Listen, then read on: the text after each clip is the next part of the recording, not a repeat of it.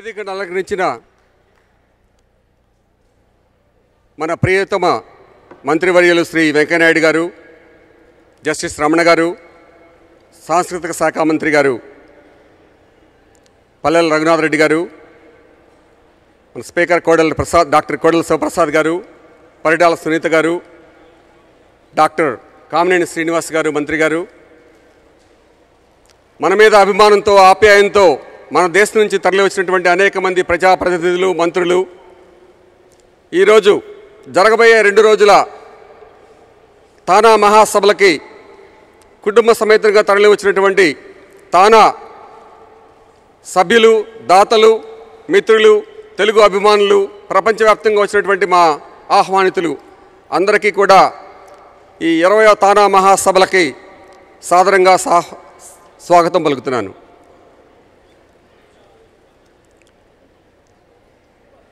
ఈ 2 రోజులు జరగబోయే మహాసభలు తానా ఆనవాయితీగా చేస్తున్నప్పటికీ ఈసారి 40 దశాబ్దాలు పూర్తి చేసుకున్నటువంటి చరిత్ర ఉన్నటువంటి తానా 20వ మహాసభల్ని అత్యంత ప్రతిష్టాత్మకంగా చేయాలనే ఉద్దేశంతో ప్రతి ఒక్క కార్యక్రమాన్ని కూడా చాలా శ్రద్ధ తీసుకొని దరిదాపుగా 600 మందికి పైగా కార్యకర్తలు నిరంతరంగా కృషి చేశారు. ఆ కృషిని మీరు ప్రత్యక్షంగా రాత్రి చూస్తుంటారు.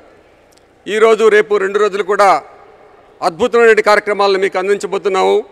అదేవిధంగా మన భారతదేశంలో మన ఆత్మీయులు మన వైపు చూస్తూ ఉన్నారు.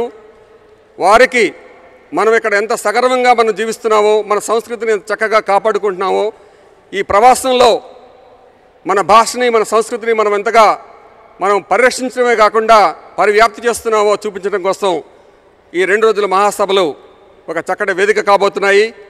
ఆ వేదికకి మీరంతా తరలి వచ్చినందుకు మా తానా కార్యవర్గ సభ్యుల తరపున, తానా నాయకత్వం తరపున మీ అందరికీ స్వాగతం పలుకుతూ మరొకసారి మా ఆహ్వానాన్ని మంచి సుదూర ప్రయాణం చేసి కూడా ఇక్కడ మనకు వచ్చి మనతో ఈ కార్యక్రమాల్లో భాగస్వామ్యం పంచుకుంటున్నందుకు ప్రతి ఒక్క అతిథికి కూడా మరొకసారి ధన్యవాదాలు తెలియజేస్తూ ముగిస్తున్నాను. Thank you.